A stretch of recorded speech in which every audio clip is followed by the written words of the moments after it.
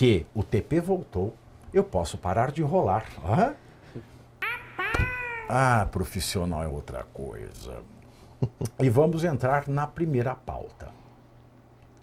E vamos falar de emendas parlamentares. Emenda parlamentar, no meu ponto de vista, se vocês querem bem saber, é uma excrescência na República. Porque se a gente pensa na concepção da tripartição de poderes de Montesquieu, que para o energúmeno do Ricardo Lewandowski está ultrapassado, o Ricardo Lewandowski é um energúmeno? É um energúmeno.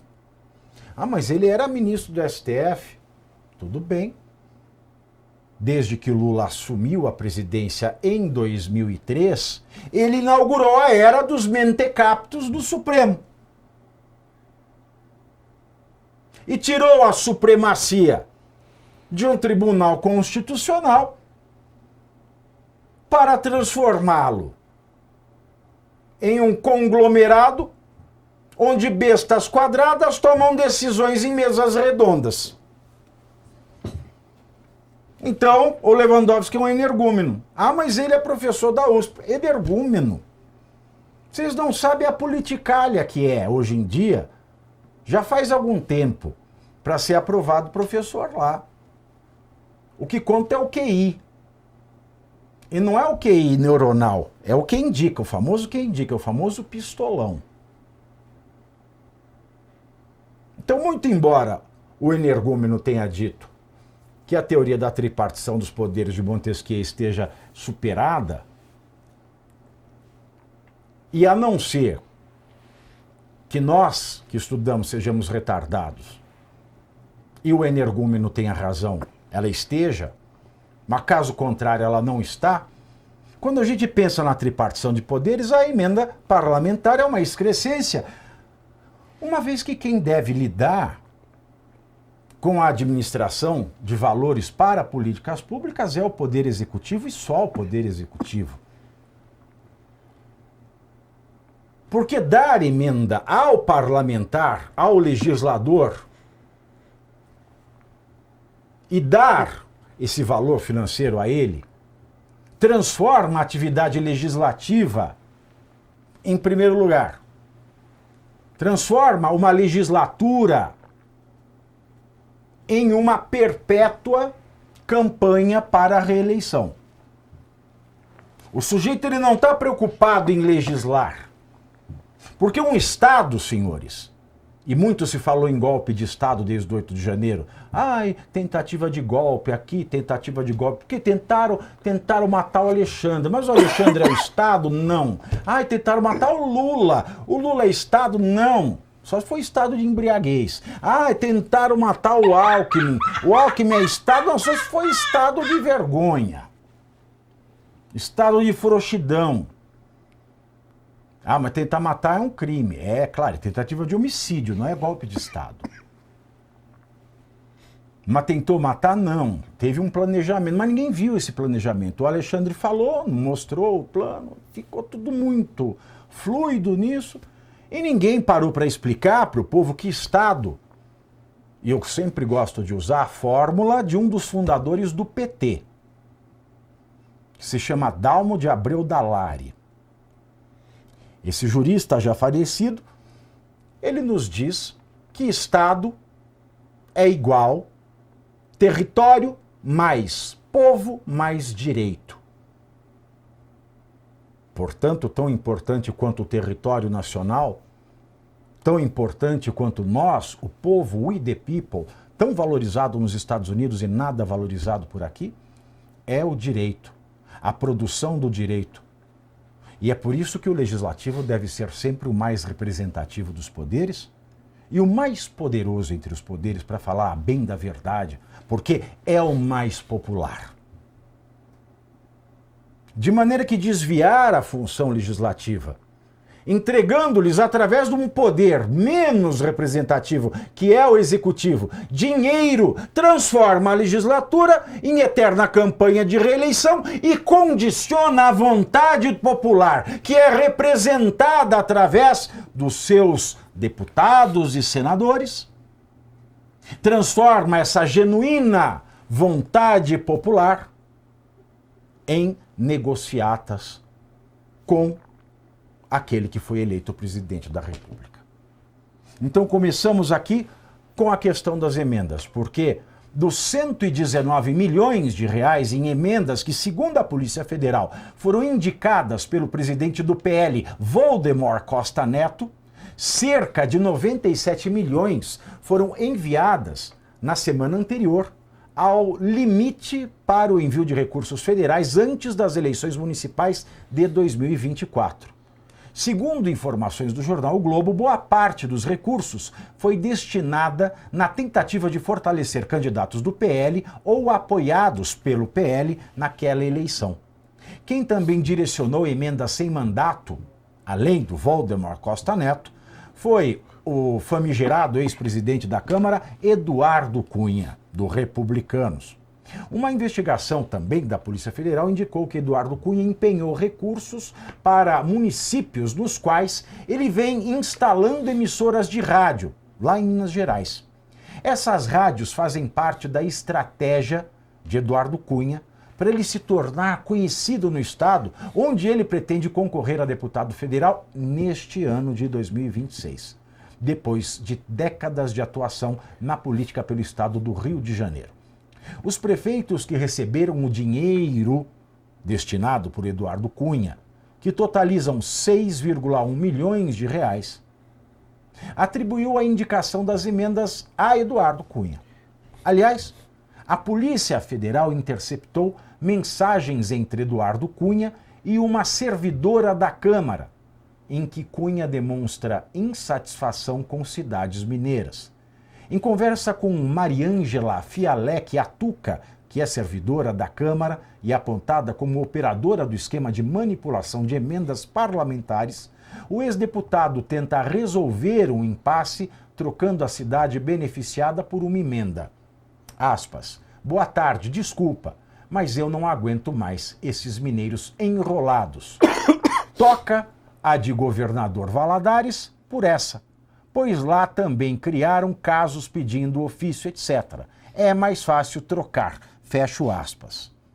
E não é toca, é troca, que também o texto está um primor aqui. Diante dessas descobertas da Polícia Federal, o ministro Flávio Dino determinou o bloqueio de até 6,15 milhões de reais em bens de Eduardo Cunha.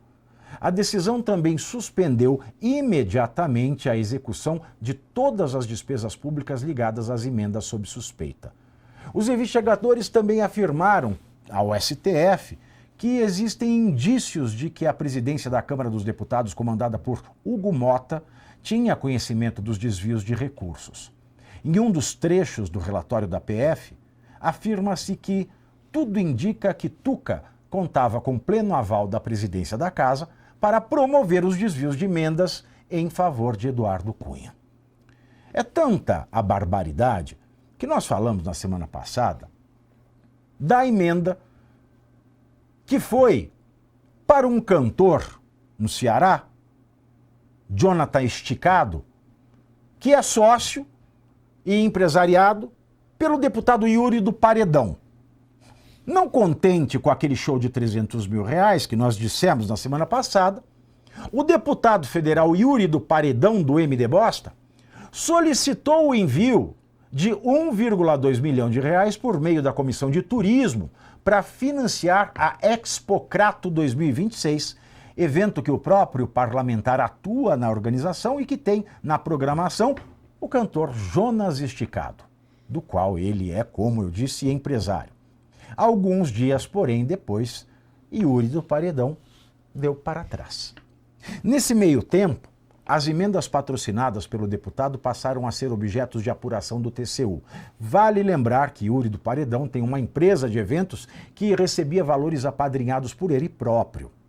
E para confirmar essa farra de emendas, um relatório da Transparência Brasil indica que a Câmara dos Deputados ocultou a autoria da indicação de 1,3 bilhão de reais em emendas de comissão, repetindo a lógica do orçamento secreto em afronta a determinações do STF. O estudo analisou mais de 16 mil indicações de emendas no ano passado, que somaram 11,7 bilhões de reais, considerando todo o Congresso. E a conclusão foi a de que 7 bancadas da Câmara destinaram 16% do total em nome de lideranças partidárias, sem identificar, assim, os responsáveis pelas indicações. Essas emendas de liderança, como denominou a Transparência Brasil, foram operadas por PP, União Brasil, Republicanos, Avante, Podemos e Solidariedade. Ontem, a cúpula do PT iniciou uma ofensiva nas redes sociais para pressionar o presidente do Senado, Davi Alcolumbre, a pautar. Não, assim, a emenda ficou toda errada. Porque a notícia é assim: a emenda. Aí o Alcolumbre ficou bravo com a ofensiva da emenda. Aí o PT começou a pressionar o Alcolumbre. É assim que se conta a história da notícia. Ah, mas tá no meio, mas não dá liga, pelo amor de Deus, já passa para a próxima pauta e eu passo para o Eduardo Salles falar de emenda parlamentar. Bom, Pavinato, a situação é delicada porque a gente sabe muito bem, primeiro de toda a reprovação que teve envolvendo o orçamento secreto, a gente sabe como a velha mídia abordou o tema. Então, esta situação já começa a ter este desenho. E aí a gente sabe que a condução é feita pelo ministro Flávio Dino. Eu tenho minhas ressalvas com o Flávio Dino, tendo visto como foi toda a situação do consórcio Nordeste durante a pandemia, e ele era governador na época, salvo engano. Então, esta pessoa que está conduzindo os desfechos envolvendo a investigação das emendas parlamentares, eu fico bem ressabiado pelo uso político, né, dos desfechos. Agora, Eduardo Cunha, bem como Valdemar Costa Neto, a gente comentou aqui numa outra oportunidade. Ele foi era ontem, governador. Governador, né?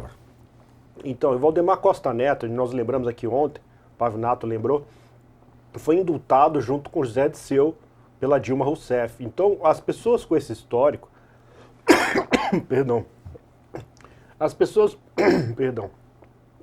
com esse histórico, a gente não fica confiante, né, que essa pessoa seja idônea.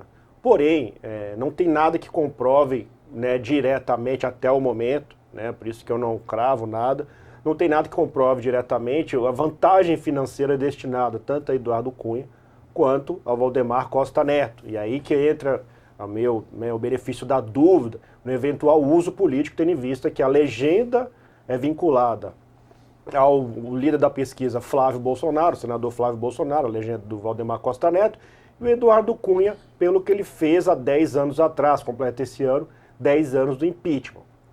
Pode ser algo exagerado numa leitura da minha parte? Pode ser, mas eu sempre fico ressabiado, precavido com estes elementos. Evidentemente, a gente sabe que o parlamento brasileiro tem esse histórico, né, de corrupção e desvio de emendas, desvio de verba pública. Vamos acompanhar a averiguação dos fatos, mas eu sempre fico temerário nesse sentido, Pavinato. Agora, Wellington, se é para ter emenda parlamentar, é para o parlamentar beneficiar o reduto dele. Exato. Então, que não se tenha a emenda parlamentar. Como é que resolve um problema desse no Brasil? Eu percebo que você tem a emenda que é direcionada com o nome do parlamentar para determinados projetos culturais. Nós temos as emendas impositivas como para a saúde, por exemplo. E o parlamentar vai ali, vamos dizer assim, nutrindo a sua agenda através dessas emendas. Quando a gente olha um orçamento secreto, emendas sem dono, Pavinato, fica estranho. Por que não promover o nome do parlamentar vinculado àquela emenda, vinculado àquele projeto? E aí sim é que causa a estranheza, porque aí, evidentemente, você abre margem para especulações sobre desvios. Afinal de contas, qual que é o trâmite? Simplesmente o parlamentar diz, olha, na verdade, o que muito acontece, na verdade, é o seguinte, o próprio executivo, porque a emenda vira uma moeda de trocas, ponto. Tá? Vira uma ferramenta do poder executivo de governabilidade. Então, se você tem uma pauta bomba, por exemplo, o executivo vai lá e fala, olha, eu tenho aqui 2 bilhões de emenda para liberar. Conversa com o líder e fala, olha, vota comigo.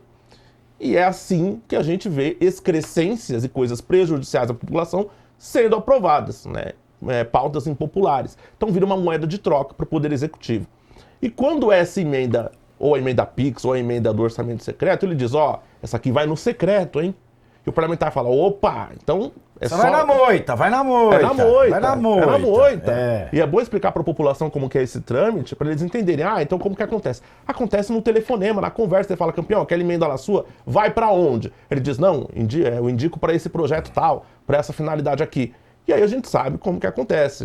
O cara vai lá, na hora que empenha esse valor, esse dinheiro, muitas das vezes rola uma troca, rola um troco. Troca total. Ele manda para uma ONG, fala, a ONG vai executar o projeto tal. A ONG executa, a própria ONG dá conta de sacar esse dinheiro e devolver para o parlamentar. Não é segredo para ninguém que essas coisas acontecem no Brasil. Exato. certo? A emenda parlamentar transforma o deputado em deputinha. Perfeito. Perfeito. O resumo é esse. É para isso que serve a emenda parlamentar, para transformar deputado em deputinha. Aqui, ó, lendo um comentário aqui no nosso chat, comentário bacanildo. Pavinato, eu estava olhando o seu cabelo e pensei, impecável. Será que o cabeleireiro dele é o mesmo do Silvio Santos?